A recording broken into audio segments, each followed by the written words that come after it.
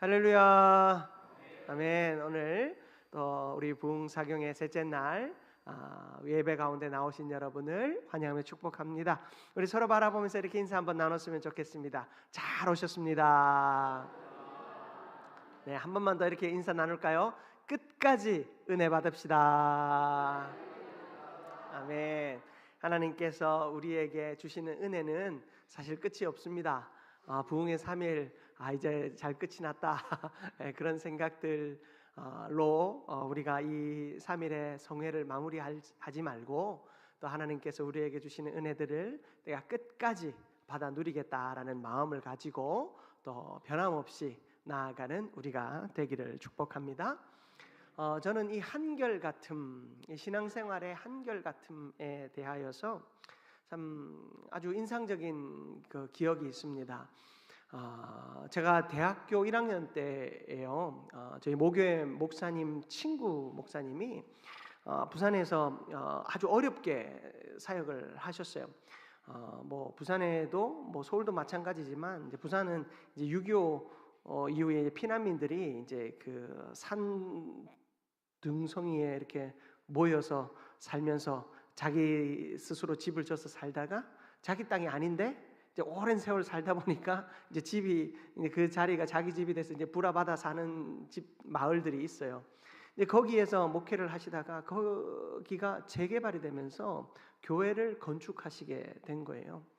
그런데 그 목사님이 얼마나 그 건축을 하는데 그 힘을 쓰고 또 스트레스도 많이 받으셨겠죠. 그 입당하기 일주일 전에 목사님이 돌아가신 거예요.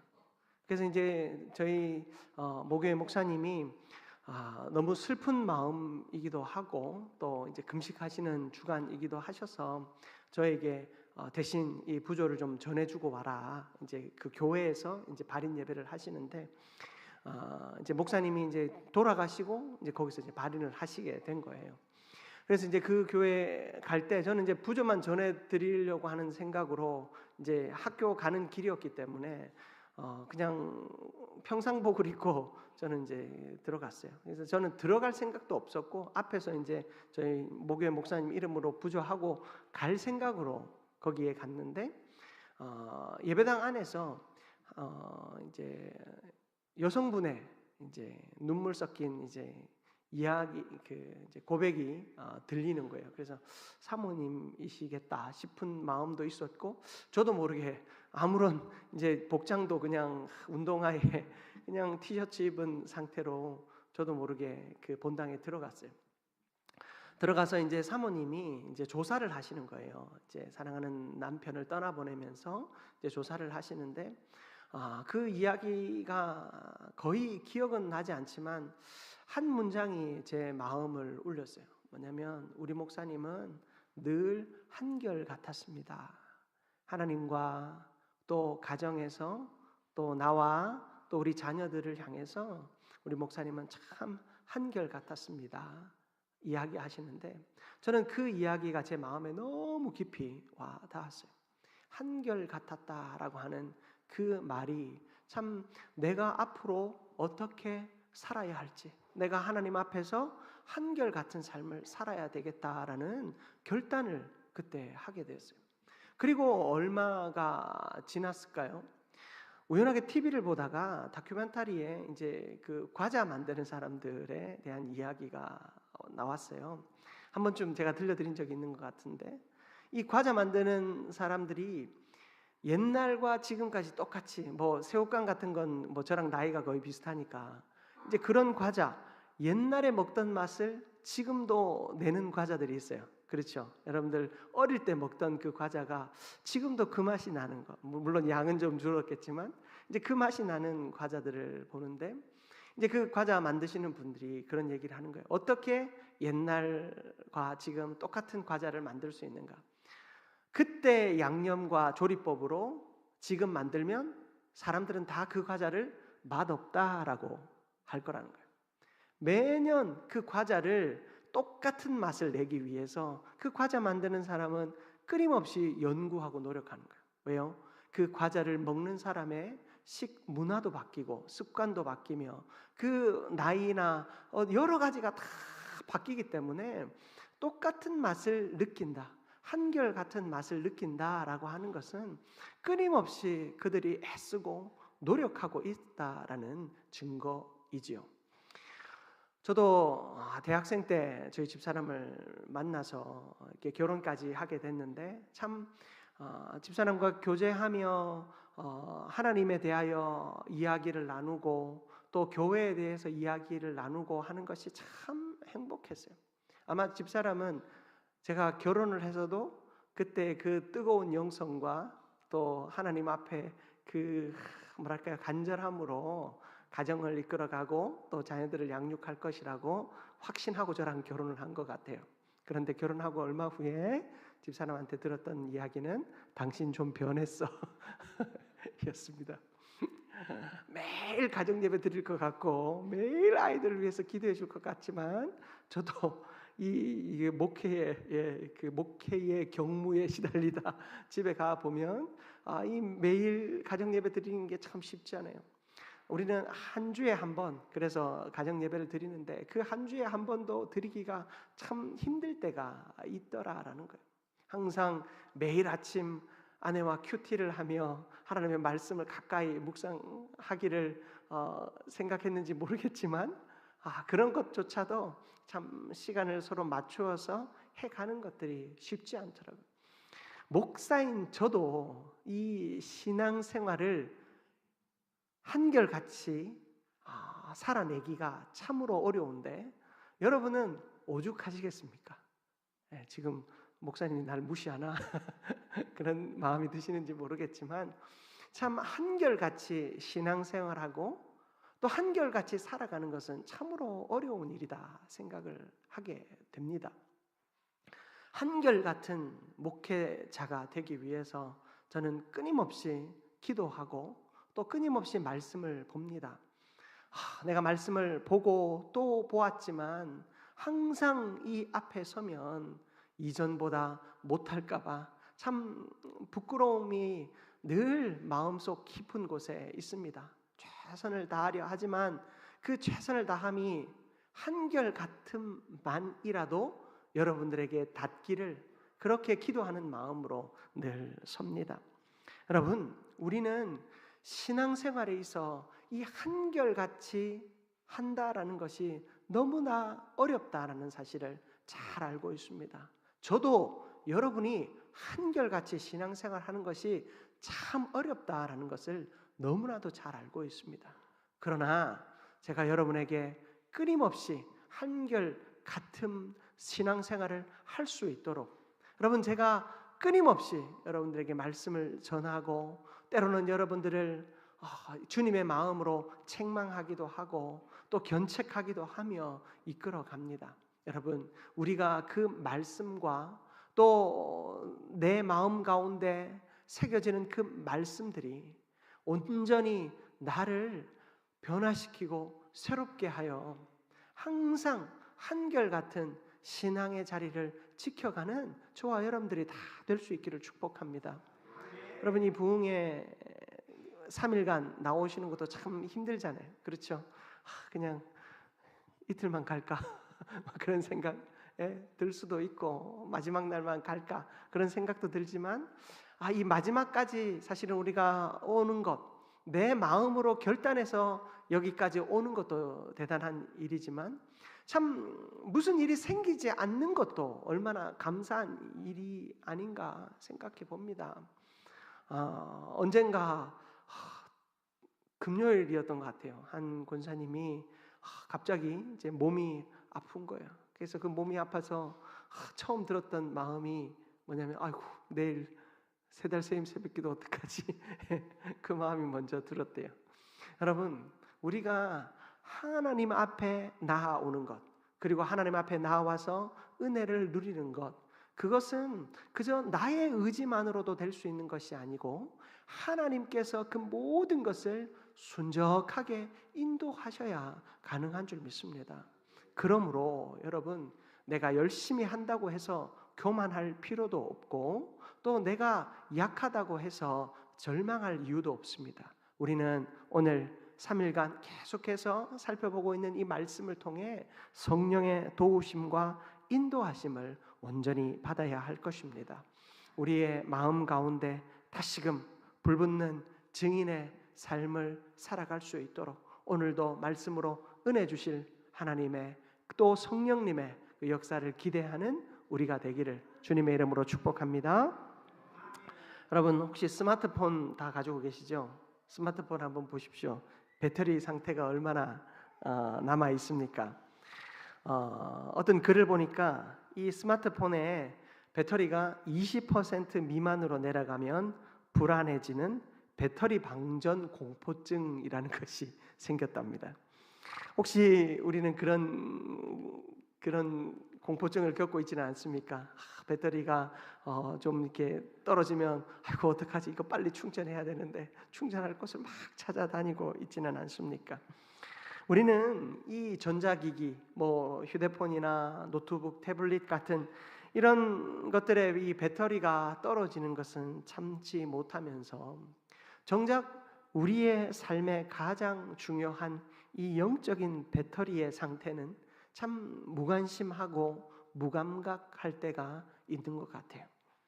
여러분 우리는 하나님 앞에 나아올 때, 예배의 자리에 나아올 때 말씀을 듣고 또 찬양하며 기도하며 성령의 인도하심을 받으며 우리는 늘 충만해져야 돼요. 성령으로 충만해져야 하는 삶인데 그 성령의 충만함, 말씀의 충만함, 그 은혜의 충만함은 남의 일이 되어지고 있습니다. 여러분 휴대폰의 배터리가 다 방전되면 아무것도 할 수 없잖아요. 그런데 우리의 영혼이 방전되는 것을 왜 두려워하거나 걱정하지 않습니까? 현대인의 진정한 위기는 오늘날 가장 심각한 그 사회적 그 질병을 야기하고 있습니다. 바로 여러분 번아웃 증후군이라는 것입니다. 요즘을 살아가는 사람들이 에너지가 고갈되어서 열정이 사라지고 그러면 마지막에 남는 것은 냉소만 남는 겁니다. 모든 것을 향해서 냉소적입니다. 여러분 우리가 지치고 힘이 들면 짜증이 나잖아요. 그것이 일시적인 현상이 아니라 인생 전체를 이끌고 가기에 이것으로 인해 사회가 병들고 나라가 세계가 병들고 있음을 심각하게 바라보고 있습니다. 여러분 우리의 에너지가 고갈되고 열정이 사라져서 냉소적이 되어지면 이 직장 생활하는 사람들은 이런 생각들을 하지요. 내가 지금 이 일을 왜 하고 있지? 때려칠까? 그런 생각들을 합니다. 학생들은 내가 이렇게 공부해서 뭐가 달라지지? 때려칠까? 그런 생각들이 드는 것입니다. 여러분 이 번아웃 증후군이라고 하는 것이 이 개인의 삶과 사회를 병들게 한다면 이 영적인 번아웃은 어떻습니까? 여러분 우리가 열심히 오늘 우리 중직자들이 찬양을 했습니다마는 열심히 헌신하고 봉사하고 충성하는데 그때마다 돌아오는 것은 상처뿐인 말과 그리고 그때마다 돌아오는 것은 내 건강의 약함과 또 그때마다 돌아오는 것은 우리의 가정의 불화와 그런 일들을 우리가 만나며 내가 교회 생활하면 뭐하나 신앙생활하면 뭐하나 그런 질문들이 자꾸만 떠오릅니다. 그리고 말씀을 듣는 자리 또 봉사하고 섬기는 자리 그 모든 자리에서 냉소적으로 바뀝니다. 봉사할 때도 냉소적인 태도와 행동, 말씀을 듣는 그 자리에서도 냉소적인 행동, 그 눈빛으로 서 있습니다.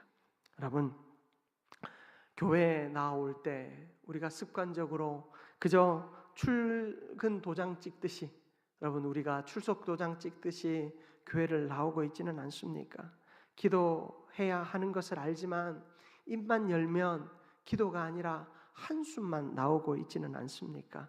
복음을 전하는 일이 마치 남의 일인 것처럼 우리가 전도하자라고 하면 누군가는 하겠지 하는 그런 마음으로 서 있지는 않습니까? 오늘 우리의 영이 그리고 우리의 삶이 무슨 이유에서든 소진되어 있다면 오늘 말씀의 제목처럼 다시 불붙는 증인의 삶, 다시 불붙는 성령의 역사가 우리 가운데 온전히 나타날 수 있기를 축복합니다. 여러분, 예수님께서 이 제자들을 향하여 3년이나 되는 시간 동안 말씀을 가르치셨습니다. 그런데 오늘 우리가 읽은 사도행전 1장 8절에 보면 오직 성령이 너희에게 임하시면 너희가 권능을 받고 라고 시작하고 있습니다. 여러분, 이 제자들에게 이 권능, 능력을 이야기하신 이유가 뭐냐면 이들이 3년간의 예수님과의 동행 속에서 그들이 꿈을 꿨습니다. 하나님의 나라에 대하여, 예수님이 이루실 그 놀라운 능력의 나라에 대하여 그들은 꿈을 꿨습니다. 그런데 예수님께서 십자가에 달려 죽으심으로 그들은 더 이상 소망도 아무런 기대도 비전도 없는 존재들이 되었죠. 그들은 완전한 영적인 번아웃 상태에 빠지고 말았습니다. 그런 그들에게 예수님께서 오직 성령이 너희에게 임하시면 너희가 권능을 받을 것이다. 지금 너희들이 영적으로 너무나도 소진되어 있지만 너희들에게 성령이 임할 때 너희들에게 힘과 능력이 임하게 될 것이다 라고 말씀하고 계십니다. 하나님은요, 우리에게 다시 시작할 힘을 주시는 분이십니다. 여러분, 나의 힘과 능력으로는 다시 시작할 수 없습니다. 우리는 다시 시작할 수 있는 힘이 없는 사람들입니다. 그러나 하나님은 우리에게 성령을 보내어 주심으로 그 성령으로 말미암아 다시 시작할 수 있는 힘을 갖게 하십니다. 여러분, 주님의 처방은 어떻습니까? 이 지쳐있는 제자들을 향해서 인간적인 힘을 짜내라 말씀하지 않습니다. 여러분, 저도 늘 반성하는 것이 뭐냐면 화이팅! 화이팅! 이렇게 말은 하지만 이 화이팅이라는 것이 사실은 상대로 하여금 힘이 나게 하지는 않아요. 잠시 웃어줄 수는 있고 기분이 나아질 수는 있지만 여러분, 힘들고 지쳐있는 여러분에게 제가 화이팅이라고 한다고 해서 여러분들의 삶이 별로 달라지지 않습니다. 여러분, 인간적인 힘을 짜내는 것, 그냥 열심히 해보자, 한번 해보자, 그런 식의 처방을 주님이 주시지 않았습니다. 또 세상 나라에 속한 어떤 지식적인 대답을 주시지도 않았습니다. 주님께서 지쳐있고 쓰러져 있는 제자들에게 주신 것은 바로 약속이라는 처방전이었습니다. 바로 성령의 약속인 것입니다. 오늘 우리가 이 말씀을 통하여 이 성령의 약속, 이 성령의 능력을 다시 한번 붙잡을 수 있기를 축복합니다. 여러분, 오늘 본문 우리가 방금 전에 읽은 이 8절에 다시 한번 보시면 이 권능이라고 하는 말이 나오는데요, 한 번쯤은 들어보셨을 것입니다. 두나미스라고 하는 그 원문, 그 원어를 가진 단어인데요, 여러분들 잘 아는 다이너마이트의 이 어원이 됩니다. 폭발력, 하나님께서 우리에게 주시는 이 권능은 아주 폭발하는 힘이다라는 것입니다. 여러분, 하나님께서 우리에게 이 폭발하는 힘과 능력을 주셨을 때 우리는 그 능력을 어떻게 해석할 수 있는가? 디모데후서 1장 7절 말씀을 통해 살펴볼 수 있는데요, 같이 한번 합독합니다. 하나님이 우리에게 주신 것은 두려워하는 마음이 아니요 오직 능력과 사랑과 절제하는 마음이니. 아멘. 여러분, 이 권능, 두나미스라고 하는 이 권능은요, 폭발하는 능력인데 그 폭발하는 능력이 우리의 두려움을 폭발시키는 것이 아니죠. 바로 능력과 사랑과 절제라고 하는 능력입니다. 특히 이 능력이라고 되어 있는 것은 두려움을 이기는 능력인데요, 여러분, 두려워하는 마음을 성경은 뭐라고 이야기하냐면 비겁함으로 설명하고 있습니다. 여러분, 이 비겁이 무엇입니까? 내가 복음 때문에 고난 받을까봐 두려워하고 세상 사람들의 시선을 걱정하여서 예수님을 부끄러워하는 것입니다. 당시에 초대교회 성도들은 이 로마의 압제 가운데 있었기 때문에 로마 권력의 그 정치에 눈치를 많이 보아야만 했습니다. 특히 그들이 주로 섬기는 예수 그리스도를 향해 주라고 할 때 당시의 로마는 황제에게만 주라고 하는 호칭을 썼거든요.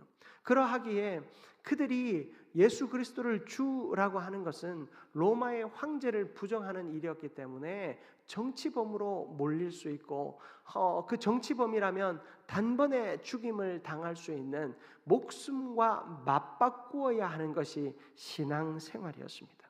그런 그들에게 예수님이 부끄러워서 또 예수님으로 인하여 고난받는 것이 두려워서 그들이 복음 앞에 서지 못하고 세상 앞에 예수의 생명으로 서지 못하는 모습을 보며 두려워하는 마음, 비겁한 모습을 말하고 있는 것입니다.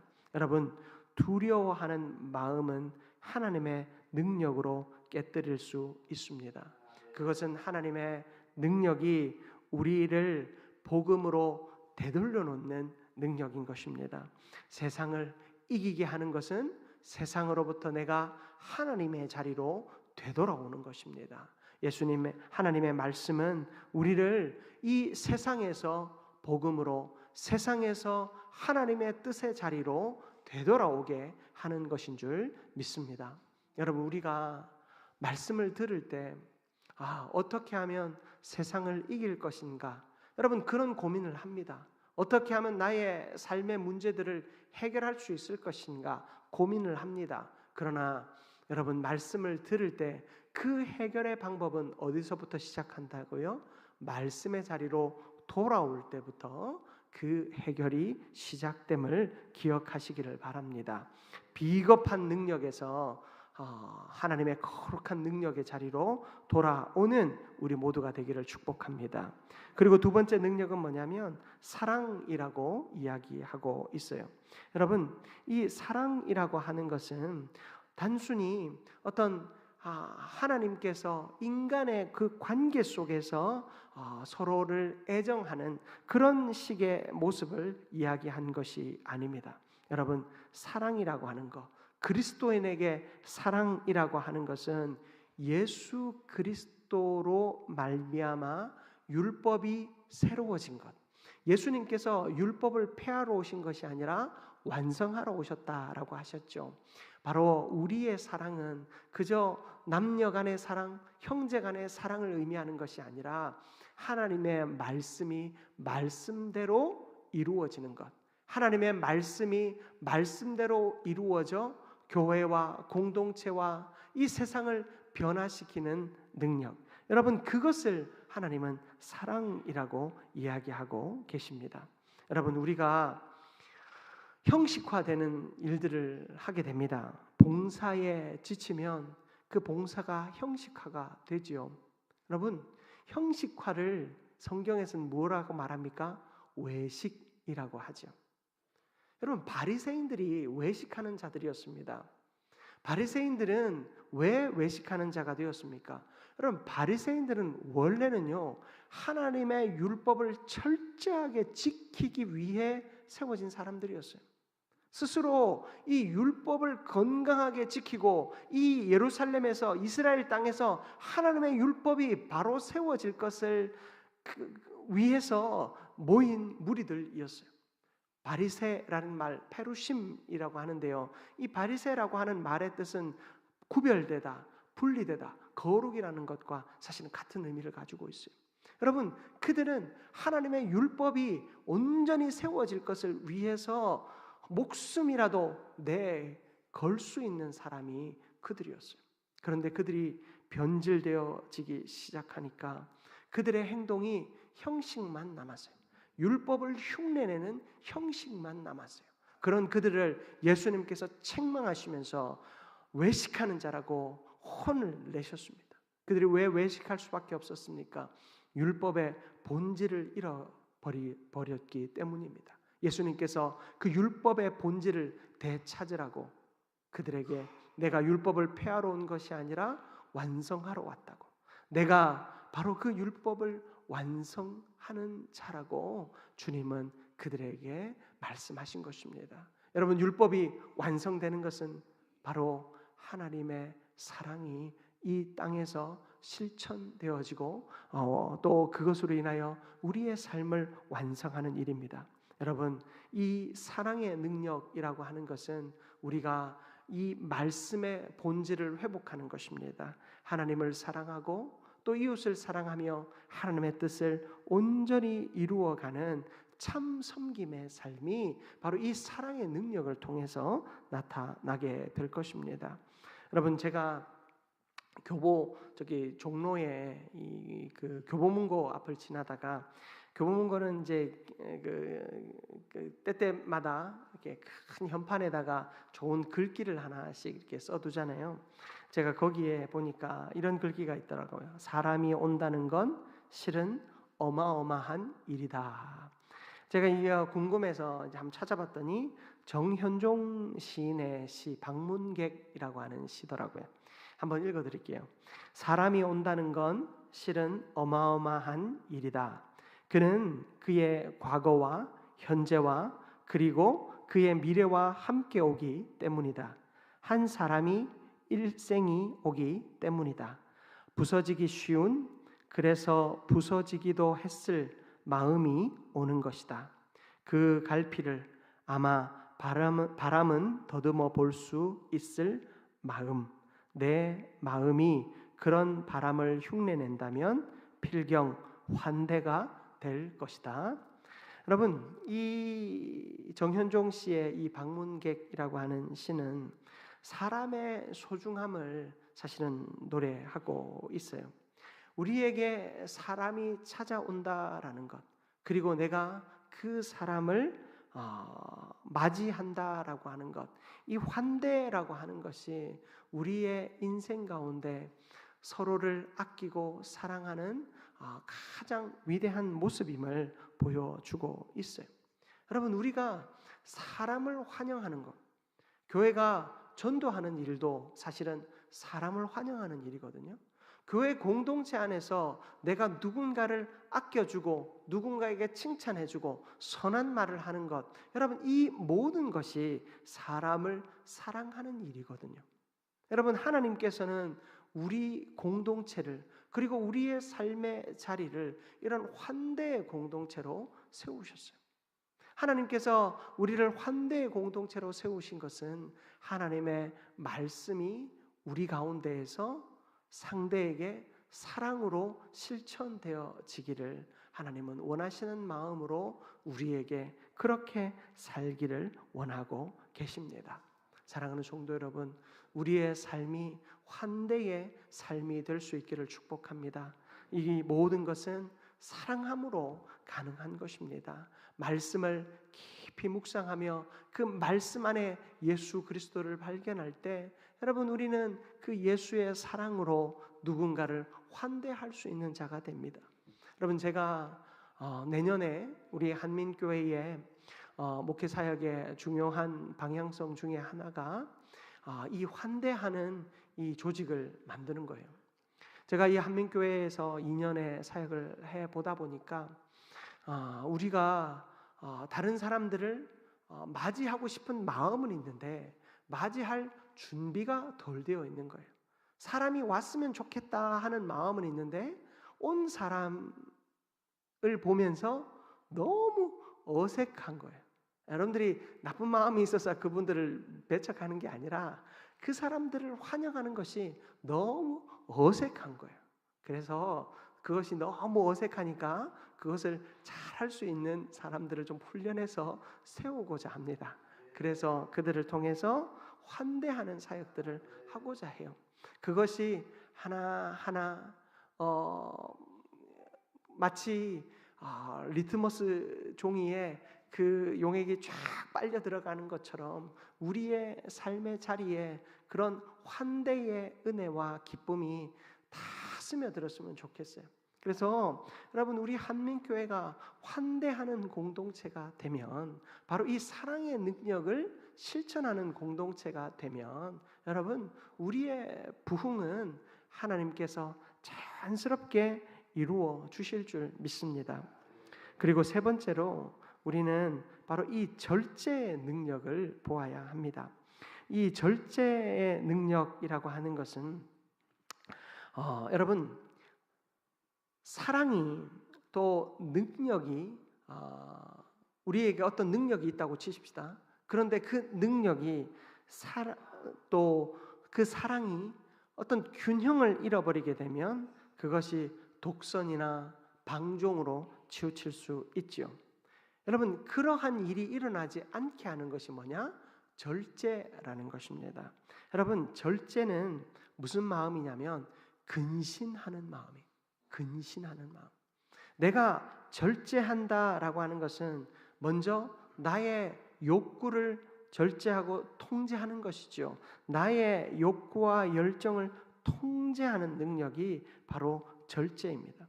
여러분, 그것을 통제할 때 사랑과 능력의 균형이 생겨요.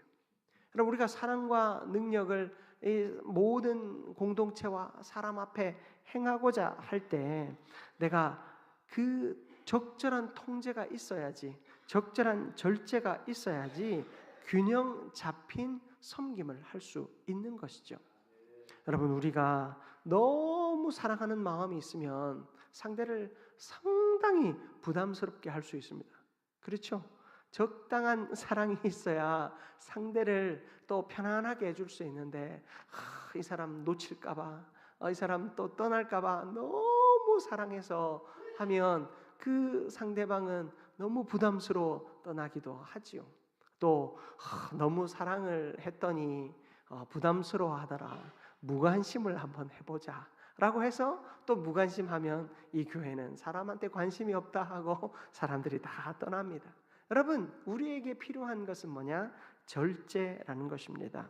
내가 말하고 싶은 것도 참을 수 있고, 또 내가 행동하고 싶은 것도 참을 수 있는, 그리고 한편으로는 내가 못하겠다 하는 그런 마음, 나는 할 수 없다라고 하는 그런 마음까지도 통제할 수 있는 능력이 우리 가운데 임하기를 바랍니다. 이것이 바로 성경이 말하는 절제입니다.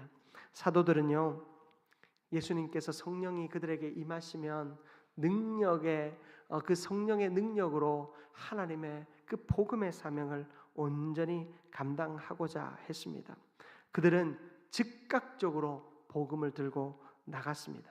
그러나 즉각적으로 복음을 들고 나갈 때 한편에서는 수많은 사람들이 그리스도 앞으로 돌아왔지만, 한편에서는 수많은 사람들이 화를 내며 그들을 박해했습니다. 초대교회가 어떻게 흩어졌습니까? 여러분, 초대교회는 언제 흩어졌냐면 사명을 받은 후에 흩어졌습니다. 이 초대교회가 사명을 받고 그들이 제대로 그 사명을 이루고자 열방으로 흩어지지 않을 때 하나님은 이 초대교회가 박해를 받게 하고 그 박해로 인하여서 열방으로 흩어지게 했습니다. 성경은 그들이 흩어질 때 도망친 것이 아니라 도망쳐간 그곳에서 복음을 전하기 시작했다라고 말합니다.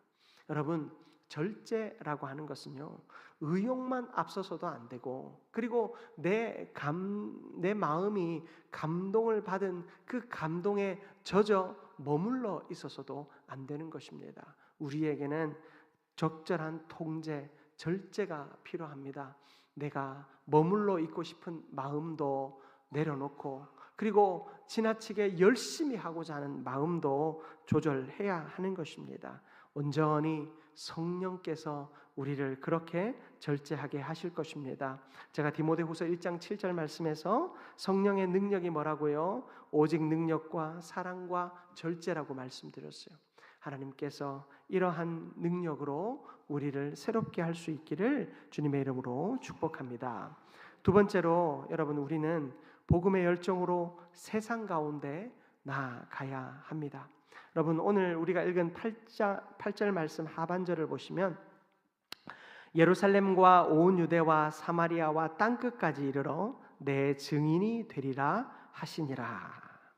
여러분, 예수님께서는 이 복음의 능력을 소유한 자들에게 그 성령으로 말미암아 이제 증인이 되라라고 가르치고 있습니다. 여러분, 증인이 무엇입니까? 증인은 보고 듣고 경험한 것을 사실 그대로 전달하는 사람입니다. 여러분, 이사야 49장 6절 말씀인데요, 우리 같이 한번 합독하도록 합니다.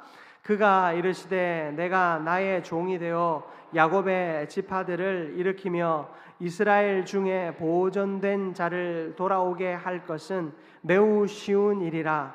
내가 또 너를 이방의 빛으로 삼아 나의 구원을 베풀어서 땅 끝까지 이르게 하리라.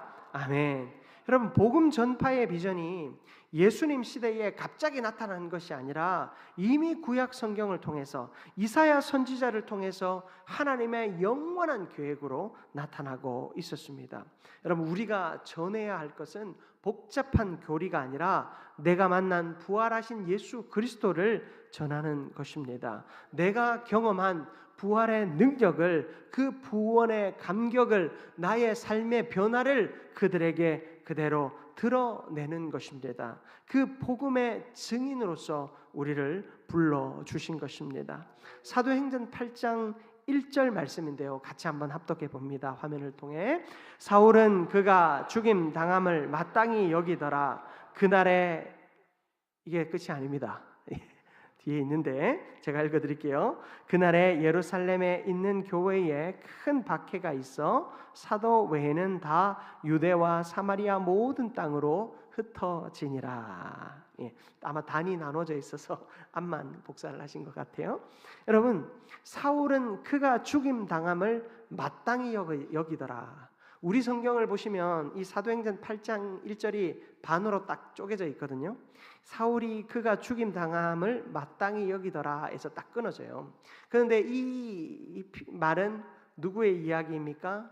바로 스데반의 죽음에 대한 이야기예요. 사울은요, 바울이죠. 이 바울 되기 전 이 사울은 스데반의 죽음을 당연히 여겼어요. 왜요? 그는 사울의 시절에는 하나님과 예수님이 다른 분이다라고 생각했거든요. 하나님은 신이시고 예수는 사기꾼이라고 생각을 했어요. 그렇기 때문에 그는 사기꾼을 전하는 저 사람은 죽어도 마땅하다라고 생각했어요. 하나님을 향해 망령되이 행동하는 저들은 죽어도 마땅하다라고 생각했어요.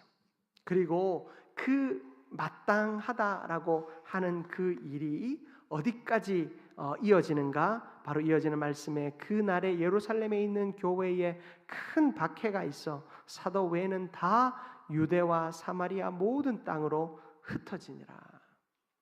하나님이 그리스도인의 죽음을 당연하게 여기는 자들로 하여금 흩어지게 하셨어요. 왜 흩어지게 하셨습니까? 그들이 성령을 받고 사마리아와 땅끝까지 나아가야 하는데 나아가지 않고 가만히 있으니까 성령께서 그들을 유다와 사마리아와 땅끝까지 흩어버리신 거예요. 그들이 나아가야 할 곳, 바로 그 복음을 들어야 할 사람들이 있는 곳으로 그들이 나아가게 하셨어요. 그리고 결국에 예수 그리스도가 바로 하나님이시다라는 사실을 사울이 깨닫게 되므로 그는 바울이 되어 자신과 같은 과오를 다른 사람들이 저지르지 않도록 자기가 만난 예수 그리스도를 자기의 목숨을 다하여 온전히 전하는 일을 하게 됩니다. 사도행전 8장 4절과 5절 말씀인데요, 이 말씀도 같이 한번 합독합니다. 그 흩어진 사람들이 두루 다니며 복음의 말씀을 전할새 빌립이 사마리아 성에 내려가 그리스도를 백성에게 전파하니. 아멘. 여러분, 이렇게 복음의 역사들이 계속해서 일어나고 있습니다. 여러분, 우리의 예루살렘은 어디입니까? 예루살렘과 온 유대와 사마리아와 땅끝까지라고 하는데, 예루살렘, 우리의 가장 가까운 곳 어디입니까? 나의 가정과 직장과 학교와 교회 공동체 아니겠습니까? 가장 잘 아는 사람들이기에 가장 어렵지만 우리는 변화된 삶을 가장 강력하게 전할 수 있는 곳이 바로 이곳임을 기억해야 합니다. 여러분, 우리 가정에 다 예수 믿잖아요. 그렇죠? 여러분들 아이한테 뭐 예수 믿어야 된다 그런 말 하지 않아도 아이가 예수님 믿고 교회도 잘 나오잖아요. 그런데 그런 그들에게는 그러면 전할 것이 없는가? 학교와 직장과 교회 공동체 가운데 다 예수 믿는 사람들이 있으면 그러면 전하지 않아도 되는가? 아니라는 겁니다. 여러분, 우리의 전함은 바로 말과 행동을 넘어 나의 삶을 통해 증거되어져야 하는 겁니다. 여러분, 복음은요, 능력이 있지만 그 능력의 복음이 전하기를 멈출 때 사람은요, 순식간에 말라 비틀어져요. 참 신기하죠? 우리가 열심히 신앙생활을 했던 사람들도, 열심히 충성했던 사람들도 지금 교회 나가지 않고, 지금 기도하지 않고, 지금 말씀 듣지 않으면 그 순간부터 그 사람은 영적으로 말라가기 시작합니다. 죽어가기 시작해요. 여러분, 우리는요, 우리가 그리스도인임을 나 스스로에게도 증명해내어야 하지만 우리 살아가는 가족들에게도 나는 나가 그리스도인임을 끊임없이 증명하는 자가 되어야 합니다. 여러분, 제가 아까 처음 시작할 때 집사람이 저에게 당신 좀 변한 것 같아 라는 이야기를 할 때 여러분, 제 마음이 참 무거웠어요. 여러분, 우리가 이 변했다라는 것 자체가 뭡니까? 내가 한결같음을 위해 노력하고 있지 않다는 거예요. 이 신앙의 살아있음, 믿음의 살아있음을 위해서 내가 노력하고 있지 않다는 거예요. 자꾸만 소진되어져 가고 있다라는 겁니다. 제가 우리 주일학교 그 자녀들을 둔 부모님들에게 일주일에 한 번이라도 가정 예배를 꼭 좀 드리라고 이야기를 해요. 여러분, 우리가 가정 예배를 드리는 이유는 바로 나의 삶과 그리고 사랑하는 가족들에게 우리가 복음으로 살아있음을 증언하고 증명하는 자리입니다. 여러분, 우리가 그렇게 끊임없이 우리의 믿음을 증명하고 또 증언하지 않으면 우리는 곧바로 넘어지는 존재가 됩니다. 직장과 학교와 교회 공동체, 특별히 우리의 교회 공동체 역시도 마찬가지죠. 우리가 말씀으로 실천하는 삶이 내 안에 없으면, 말씀으로 살아내는 삶이 내 안에 없으면, 들은 말씀을 깨닫고 깨달은 대로 행동하는 그 증인으로서의 모습이 나에게 없으면, 여러분, 우리의 교회 공동체는 메말라 있는 공동체가 될 겁니다. 몇몇 사람, 신앙생활 열심히 하는 사람, 여러분, 그런 사람들로 인해 교회가 새로워지기도 하지만 그런 사람들만 의지하고 있는 이들로 인해 교회가 잘못된 길로 갈 수도 있다라는 것을 우리는 깨어 명심해야 할 것입니다. 여러분, 끊임없이 우리의 가장 가까운 자리, 이 예루살렘과 같은 이 가장 가까운 자리에서 먼저 나의 신앙을 증명해 보일 수 있는 저와 여러분들 되시기를 축복합니다. 그리고 온 유대와 사마리아라고 합니다. 넘어야 할 어떤 경계이죠. 여러분, 유대와 사마리아는요, 바로 붙어 있지만 절대 넘을 수 없는 경계입니다. 왜죠? 사마리아는 포로 시절에 그 사마리아에 있는 사람들, 북이스라엘 사람들이었잖아요. 이 사마리아부터는 북이스라엘의 그 사마리아 사람들은 민족이 섞였어요. 이스라엘 백성들이 자신들을 아주 고귀하게 여기는 이유는 뭐냐면 그 아브라함의 혈통이 온전히 유지되어지고 있다라는 거예요. 자기들은 혼혈이 아니다라는 거예요. 그런데 사마리아 사람들은 혼혈이거든요. 왜 그랬느냐? 아수르의 포로 정책, 북이스라엘은 아수르에 의해서 멸망당했는데 그 아수르의 포로 정책은 뭐냐면 그 민족이 있으면 거기에 자기가 정복한 세계의 다른 사람들을 데려다가 거기서 결혼하고 살게 하는 거예요. 모든 자기가 정복한 수많은 민족들이 각자의 나라에서 다 섞여 살면서 하나의 그 공동체를, 하나의 민족을 이루기를 원했어요. 그러다 보니 이 사마리아에도 8개의 민족들이 다 와서 그들과 결혼하며 사는 거예요. 수백 년 동안 그렇게 민족이 섞이면서 그들을 향해서 유다 사람들은요, 거룩함을 잃었다라고 말했어요. 유다 사람들은 바벨론에 의해서 멸망을 했잖아요. 이 바벨론과 그리고 그 바벨론을 멸망시킨 그 페르시아는 그들의 또 식민 정책은 어땠냐면 그들의 피정복민들의 어떤 고유한 문화와 삶을 인정하는 정책을 펼쳤어요. 그래서 유대인들이 포로로 갔지만 거기서 자기들 나름대로 제사도 지낼 수 있고 나름대로 그들의 어떤 그 공동체를 이루며 살아갈 수 있도록 했어요. 그래서 여러분들 유대인이라는 말 들어보시죠? 예, 당시에는 성경에는 유대인이라는 말이 없거든요. 왜 유대인이라는 말이 생겼는가? 이 유다 사람들이요, 이 그 디아스포라라고 하죠. 포로로 끌려간 그 포로 지역에서 돌아오지 않고 그곳에서 다 사는 사람들이 대부분이었어요. 왜냐하면 유다인들이 아주 독특한 국민성이 있어서 그들이 장사를 잘하는 경제적인 관념이 이들이 아주 큰 거예요. 그래서 포로로 끌려간 그 지역에서 장사해서 그들이 돈을 많이 번 거예요. 부자들이 되어고 나니까 이 예루살렘으로 그들이 돌아오지 않고 그곳에서 살았어요. 그래서 신약에 그들을 흩어져 있는 그리스도인, 흩어져 있는 유대인, 그 디아스포라 유대인이라고 하는데요. 그 사람들을 보면서 저 사람들은 유다에서 온 사람들인데 참 특별하다. 그래서 그들의 이름을 그들이 유대인 주이시라고 하는 그 이름이 붙은 거예요. 우리가 그리스도인들을 크리스천이라고 부르는 안디옥 교회 그 그리스도인들이 크리스천이라고 하는 이름이 붙은 것처럼 이 유다 사람도 유대인이라고 하는 이름이 그 포로기 이후부터 생기기 시작했어요. 그 전통이 오늘날도 이 세계의 경제를 휘어잡는 것이 유대인들이잖아요.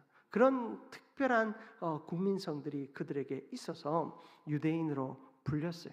그런 유대인들은 자기가 잘해서 자기 노력으로 민족의 정체성을 유지하고 있었던 것이 아니라 자기 나라를 정복한 바벨론과 페르시아가 그런 포로 정책을 펼쳤기 때문에 그들은 혼혈이 되지 않고 그 자리에서 지켜 살아갈 수 있었던 거예요.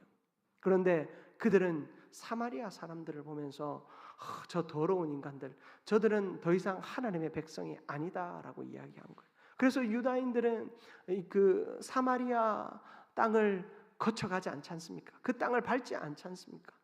그 가나안 예수님이 계시던 곳으로 갈릴리 지역으로 갈 때에도 이 사마리아 지역을 팽 돌아서 가는 이유도 다 거기에 있었던 것입니다. 유대와 사마리아는 아주 철저한 경계 속에 있었습니다. 같은 문화, 같은 민족인 것 같았지만 아주 철저하게 차별적인 곳이 바로 이 사마리아 땅이었던 것입니다. 여러분, 온 유대와 사마리아라고 할 때는요, 우리의 공동체 속에서 차별을 당하고 소외를 당하고 있는 이들을 향하여 그들에게 복음을 전하며 그들에게 예수 그리스도의 사랑을 전하라라는 주님의 메시지였습니다. 여러분, 사마리아와 같은 곳이요, 이 지역에만 있는 줄 아십니까? 우리 한민교회는 예수 잘 믿는 공동체지만 그 담벼락을 넘어서면 저들은 예수를 안 믿고 언제나 교회를 회방하고 공격하는 이들만 모여 있는 것 같습니까? 아니라는 거예요. 여러분, 우리 안에도 이런 장벽들이 있습니다. 우리 안에도 유대 같은 곳이 있는가 하면 사마리아 같은 곳이 있을 수도 있습니다. 사람과 사람의 관계일 수도 있고 기관과 기관 사이일 수도 있습니다. 여러분, 우리의 공동체, 내 가족이 소중하면 남의 가족도 소중하고, 내 자녀가 소중하면 남의 자녀도 소중합니다. 내 부서가 소중하면 남의 부서도 소중하고, 내 공동체가, 내 목장이 소중하면 다른 목장도 소중한 것입니다. 우리 안에 이 넘어야 할 경계의 벽이 허물어질 수 있기를 축복합니다. 제가 우리 한민교회 와서 주구장창 드리는 말씀이 있습니다. 우리 한민교회 담 좀 헐자고 제가 드린 말씀 있는데 언제 될지는 모르겠지만 한 목사님 우리 말씀드려도 되겠네. 우리 한태호 목사님 임시 그 당회장으로 우리에게 한 달여 동안 오셨잖아요. 한태호 목사님도 교회에 담이 있었대요. 그 담을 무너뜨리는데 15년이 걸렸다고 하시더라고요. 15년이 걸려서 이제 그걸 다 헐었다고 하시는데 제발 그렇게 오래 걸리지 않기를 기도하고 있습니다. 여러분, 우리가 담을 허는 것은 상징적인 일이에요. 우리가 담을 쌓은 것도 어쩌면 상징적인 거거든요. 교회 공동체, 우리의 거룩함을 지키기 위해서 담을 높이 쌓기 시작했어요. 저희들 보면 이 담에 블록에 이렇게 색깔이 다른 걸 보면 옛날엔 이만큼이었다가 더 올라간 담들이 보이기도 해요. 여러분, 우리가 그런 담을 쌓을 때 그저 담만 올라간 것이 아니라 이웃과 우리 사이에 마음의 장벽도 올라가고 있었음을 우리는 모르고 있었던 것 같아요. 여러분, 그런 담을 하나하나 헐어가면서 우리는 의도적으로 이웃과 소통해야 합니다. 이웃뿐만이 아니라 우리의 믿음의 공동체 역시도 마찬가지죠. 저와 여러분이 우리의 한민교회가 더욱 새로워지기 위해서는 우리 안에 넘어야 할 경계가 없는지 바라보십시오. 내 부서 먼저, 내 조직 먼저, 내 가정 먼저, 내 자녀 먼저 하는 그런 마음들을 조금 내려놓고 내가 함께 어울리고 함께 품어주고 함께 안아줄 수 있는 그런 벽을 허무는 공동체가 되어질 수 있기를 주님의 이름으로 축복합니다. 그리고 땅끝까지 이르러라고 말씀하셨죠. 여러분, 이 땅끝은 어딜까요? 가장 먼 곳, 복음이 닿지 않는 곳이죠. 시간과 물질을 들여서 동참해야 할 세계 선교의 영역이죠. 여러분, 우리가 복음이 끊임없이 흘러가야 합니다. 왜요? 복음이 땅끝까지 증거되었을 때 예수님께서 오시겠다 약속하셨기 때문입니다.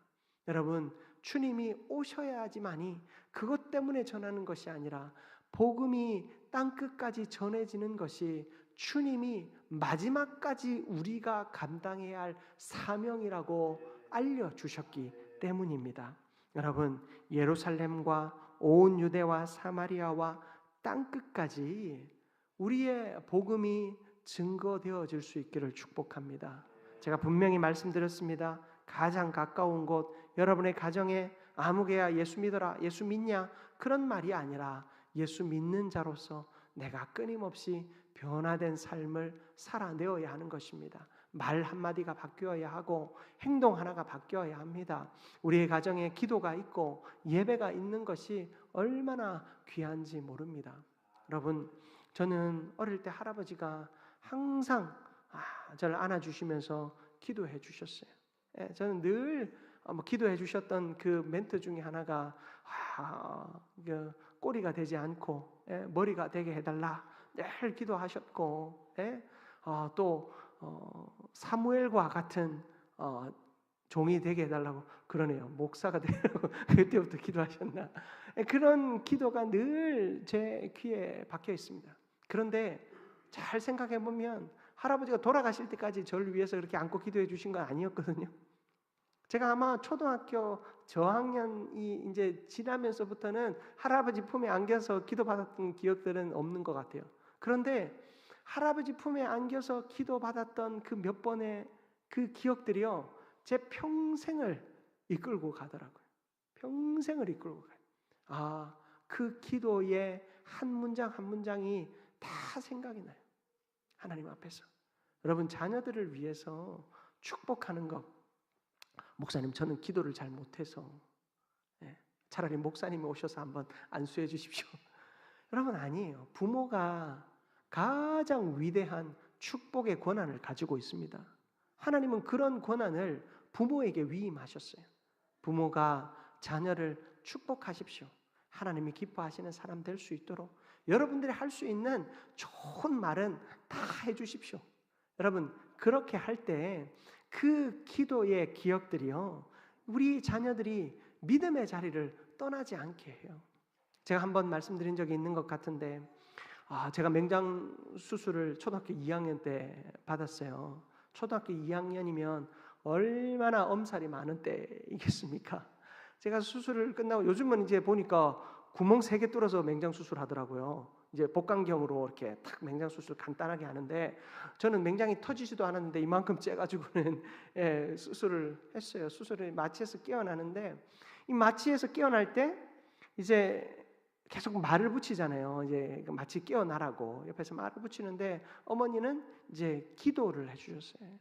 영건아, 예수님 십자가 생각해라. 아프지? 예수님이 널 위해서 이렇게 십자가에서 고통당하셔서 많이 아프지? 예수님은 널 위해서 더 많이 아프셨어. 그 얘기를 하시는데 저는 그때 어머니 도대체 내가 아파 죽겠는데 지금 무슨 소리를 하시나 그런 마음이었지만 제가 어른이 되었을 때 그 말씀이 예수님 십자가 생각해라. 예수님이 널 위해서 십자가에서 더 많이 아프셨다. 그 말씀이요 언제나 제 뇌리를 떠나지 않고 제 마음 깊은 곳에 새겨졌어요. 여러분 하나님은요 누군가의 어떤 말을 통해서가 아니라 여러분, 부모된 여러분, 가족된 여러분의 말을 통해서 그 자녀들의 심령 가운데 하나님의 말씀이 새겨지게 하십니다. 여러분 저 모태신앙으로 자랐어요. 열심히 교회 안 빠지고 다녔어요. 교회 가는 거 싫었지만 그래도 열심히 교회 나갔어요. 여러분 그런데 그때 들었던 말씀이 거의 기억나지 않아요. 그때 친구들과 놀다가 혼나서 뒤에 가서 서 있었던 생각 뭐 그런 것밖에 사실은 생각은 나지 않지만 여러분 그것이 문장으로 기억되지 않지만 내 삶으로 기억되는데 그 삶으로 기억되는 대부분의 모습이 우리 사랑하는 가족들이 믿음의 자리에서 나를 향해 주었던 기도와 또 말씀과 그 사랑의 언어들이 나를 하나님 앞에 서 있게 하더라고요. 여러분 예루살렘과 온 유대와 사마리아와 땅끝까지 이르러 복음의 증인이 되는 저와 여러분들 되시기를 바랍니다. 우리가 그런 복음의 증인이 되어서 하나님의 나라를 온전히 이루는 우리의 가정과 우리의 교회를 온전히 변화시키는 놀라운 은혜와 능력의 사람 다 되기를 주님의 이름으로 축복합니다. 말씀을 마무리하기 원합니다. 여러분 스티브 잡스 아시죠? 애플의 창립자 이 스티브 잡스가 그 살아왔던 삶을 그 이제 자서전을 제가 읽다 보니까 그의 삶이 참 열정으로 몰입된 삶이다라는 것을 깨닫게 됐어요. 그는 여러분 뭐 어린 시절부터 사실은 건강하지 않은 환경 속에서 자라고 또 그가 자라오는 가운데 온갖 여러 세상의 종교들을 다 받아들였어요. 뭐 그는 그리스도인이다라고 저는 말하지 못하겠어요. 온갖 세상의 종교들에 다 심취하면서 거기서 영감을 얻은 사람이었어요. 그런데 그가 암이 생기고 난 이후에 그는 췌장암으로 이제 죽었거든요.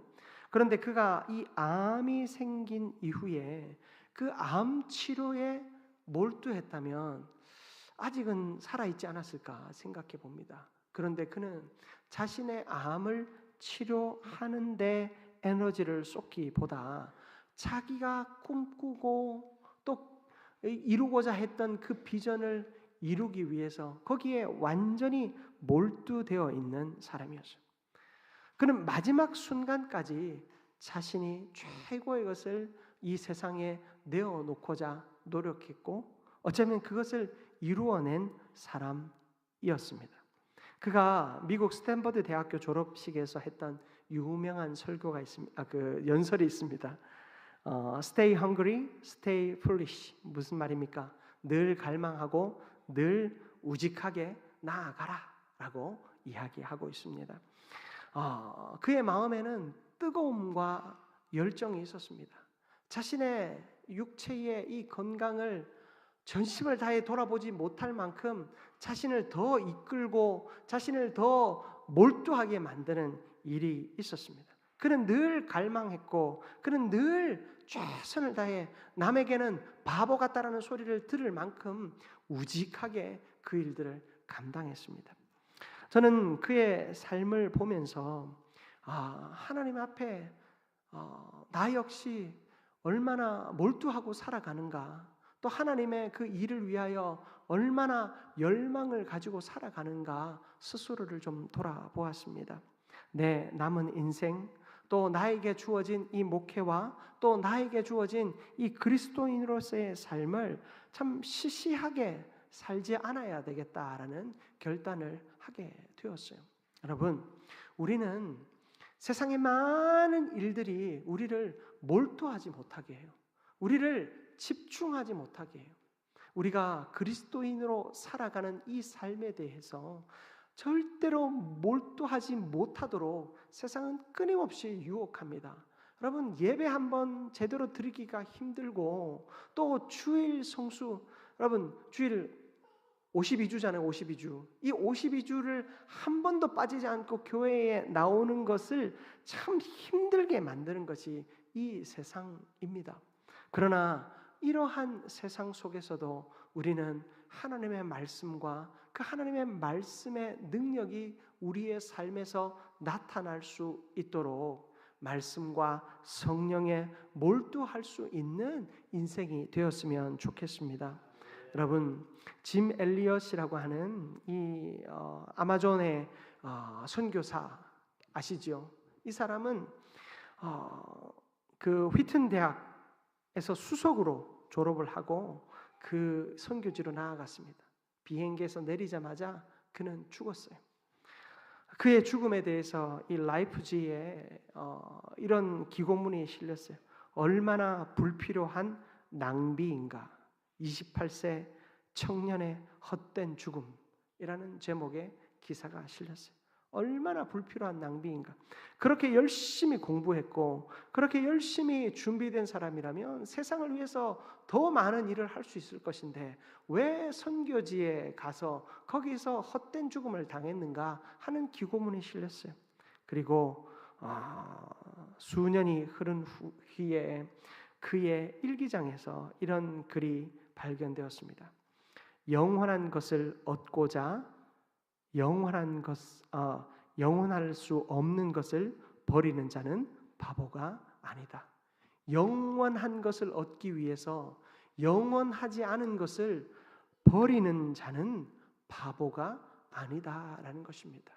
그는 영원한 것을 얻기 위해 그곳으로 갔어요. 그 선교 현장에 한 사람이라도 예수를 만나기를 열망하는 마음, 그 생명이 영원한 것임을 믿고 그는 그 현장으로 나아갔습니다. 자신의 학식과 학문과 자신의 능력, 열심히 살아왔던 그 인생은 사실 영원한 것이 아니기에 그것을 내가 버리고서 저 영원한 생명을 위하여 나아간다라는 결의가 바로 그의 일기장에 쓰여 있었던 것입니다. 여러분, 그의 죽음 이후에 그 땅은 변화됩니다. 그 짐 엘리엇의 아내가 다시 가서 그곳에서 선교를 복음을 전함으로 그 땅은 완전히 변화되게 됩니다. 여러분, 우리는 낭비라고 생각하는 것이 무엇인지 보십시오. 내가 하나님의 영원한 것을 낭비라고 생각하며 인생 뒤편에 물려놓고 있지는 않습니까? 하나님을 예배하는 것, 또 예배하는 자의 삶을 자녀들에게 보여주는 것, 그리스도인답게 살아가는 것, 그리고 그 그리스도인다운 삶을 세상을 향하여 증거하는 것, 여러분 이것을 낭비라고 생각하며 우리의 인생 뒤편에 물려놓고 있지는 않습니까? 여러분, 우리가 진짜 낭비하고 있는 것이 무엇입니까?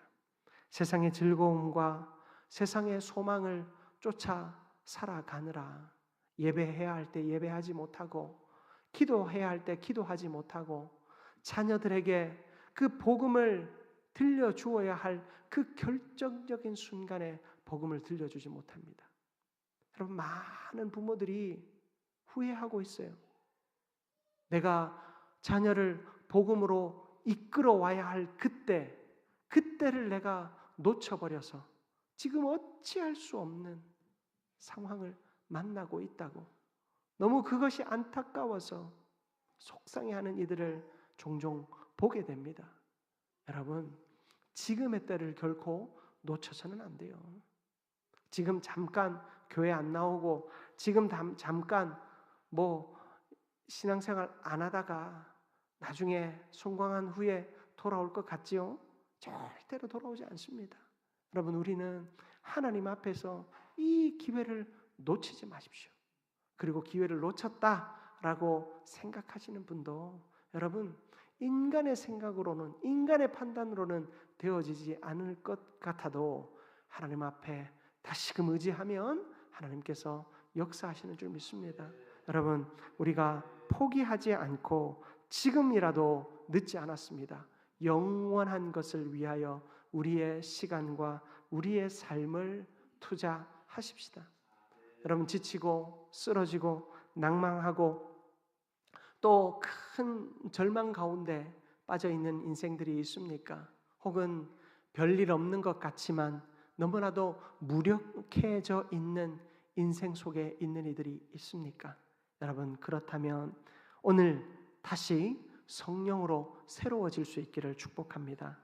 주님께서는 지쳐있는 제자들, 아무런 소망도 없고 예수 그리스도를 완전히 잃어버린 채 절망 속에 있는 그들에게 성령이라고 하는 능력을 허락하여 주셨습니다. 그리고 그 능력으로 예루살렘과 유대와 사마리아와 땅끝까지 이르러 참 증인이 되라고 다시금 사명을 주셨습니다. 오늘 부흥의 마지막 날 우리가 이 사명을 기억할 수 있기를 소원합니다. 여러분, 어제 우리가 어떤 말씀 들었습니까? 여러분 자신을 향하여 말씀을 선언하라고 했죠. 내가 들은 말씀을 다른 이에게 여보 들었지? 그렇게 말하지 말고 나 자신에게 그 말씀을 선언하라고 했지요. 여러분, 오늘도 이 말씀을 다른 누군가에게 들으라고 말하지 말고 여러분 스스로에게 선언하십시오. 늦지 않았다. 내가 늦지 않았다. 다시 하나님의 말씀으로 다시금 서겠다. 그 결단을 가지고 설 수 있는 저와 여러분들 되시길 바랍니다. 성령으로 다시 새롭게, 여러분 우리는 다시 성령으로 새롭게 되어야 할 줄 믿습니다. 그렇게 하나님 안에서 하나님의 능력의 삶을 온전히 살아가는, 그렇게 우리 한민교회가 하나님의 말씀으로 성령으로 날마다 부흥케 되는 은혜가 있기를 주님의 이름으로 축복합니다.